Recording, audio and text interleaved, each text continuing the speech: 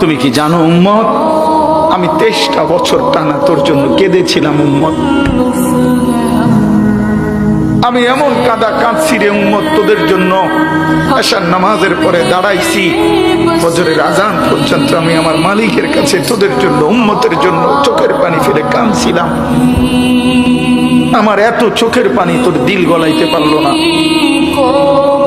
আমি তায়েফের পাথরের আঘাতে আমার পিঠটা চালনির মতো ছিদ্র ছিদ্র হয়ে গেছে রক্তে।